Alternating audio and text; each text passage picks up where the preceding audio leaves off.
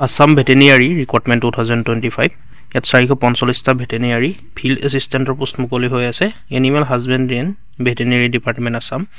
Last date 18/3/2025 অৰ্থাৎ 18 March 2025 last date ইয়াত 445টা ভেটেৰিনাৰী ফিল্ড এছিষ্টেণ্ট চমুকৈ VFA vacancy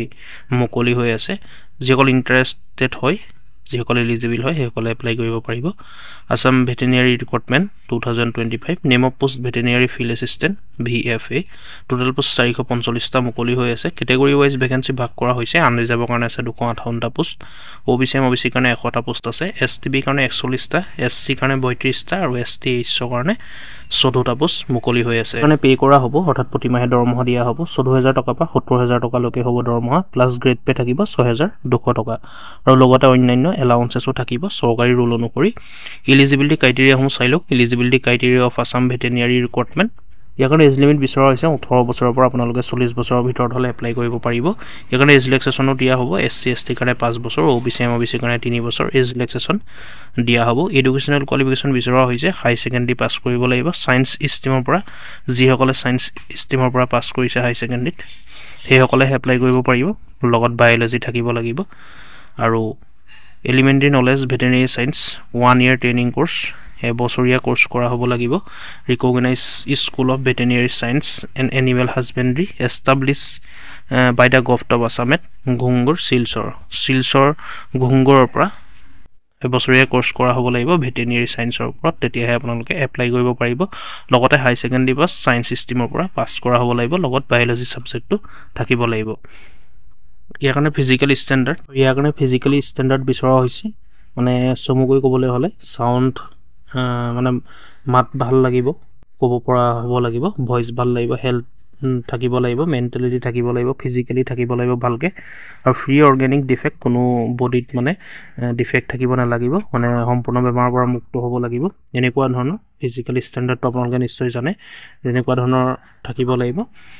How to apply for Assam Veterinary Recruitment? Apply কেনেকৈ কৰিব লাগিব সব ইয়াৰ কাৰণে অফলাইন মাধ্যমেৰে এপ্লাই কৰিব লাগিব ষ্টেণ্ডাৰ্ড ফৰ্ম আপোনালোকে ডাউনলোড কৰিব লাগিব যাৰ লিংক আপোনালোকে ভিডিও ডেসক্ৰিপচনত পাই যাব আৰু আপোনালোকে সেলফ এটেষ্ট কৰি সকলোখিনি যিমান ডকুমেন্টস দিব সকলোখিনি সেলফ এটেষ্ট কৰি দিব আৰু লগতে এটা এনভেলপত সোমোৱাই দিব আৰু এটা ষ্টাম্প লগাই দিব 5 টকাৰ এটো পাহৰি নাযাব আৰু এইটো এড্ৰেছতে আপোনালোকে জমা দিব লাগিব বা আপোনালোকে স্পিড পোষ্টৰ জৰিয়তে পঠিয়াই দিব পাৰে director animal husbandry and veterinary department Assam Chenikuthi Guwahati 781003 এইটো এড্ৰেছতে আপোনালোকে পঠিয়াই দিব পাৰে বা আপোনালোকে নিজে গৈ সাবমিট কৰিব পাৰে ফিজিক্যালি আৰু ফিজিক্যালি সাবমিট কৰিবলৈ হ'লে আপোনালোকে ড্ৰপ বক্সত সোমোৱাই দিব হেতু লিখা আছে দিছে আপোনালোকে that drop box during office hours on or before 18 March 2025 5 PM at the directorate or by registered post আপোনালোকে ডাইৰেক্ট গৈ দিব পাৰে বা আপোনালোকে পোষ্টৰ যোগেদিও পঠিয়াব পাৰে এইটো এড্ৰেছলৈকে পঠিয়াব লাগিব আৰু লাষ্ট ডেট 18 মাৰ্চ 5টা বজালৈকে সময় থাকিব যিসকল ইন্টাৰেষ্ট হয় আপোনালোকে এডুকেশ্যন কোৱালিফিকেশ্যন মিলা বা এপ্লাই কৰিব বুলি ভাবে আপোনালোকে অতি সোনকালে 18 মাৰ্চৰ আগতে নিজে গৈ পেলাই বা স্পিড পোষ্টৰ জৰিয়তে আপোনালোকে দি থৈ আহিব জমা ড্ৰপ বক্সত সোমাই দিব আৰু application must affix one of copy recent photograph on the space provided in the application form formality good quality low and safe and also should enclose another copy along with the application the photograph must be signed permanently ইয়াত আপোনালোকে সব এখন recent passport size photograph দিব লাগিব কোৱালিটিটো ভাল হ'ব লাগিব আৰু আপোনালোকে আঠা দি ষ্টেপল নেমাৰিব আঠা দি পেলাই লগাই দিব আৰু